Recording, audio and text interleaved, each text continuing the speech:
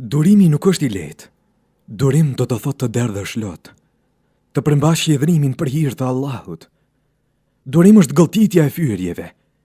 Durim është të buzëqeshësh për të mbuluar lotët, të heshtësh prej dhimbjes, të fshehësh plagët e shpirtit, të qash në sejdë, të pranosh caktimin e Zotit me besim të plot, sepse vetëm Zoti yt e di se çfarë është më e mira për ty. Ai e di rëndësinë e shpirtit tënd. Ai të ka dëgjuar kur i e lutur. Ai ka parë lotët në sytë e tu. Ai nuk të braktis kurrë. Ai të do më shumë se kushdo. Ai ka thënë se është me durimtarët dhe ka premtuar shpërblim të madh për ata. Andaj mos lë asnjë sprovë të largoj prej Allahut. Kur robrit e mi të pyesin për mua, unë jam afër, i përgjigjem lutjeve të lutësit, kur ai më lutet mua. El Bekare, 186.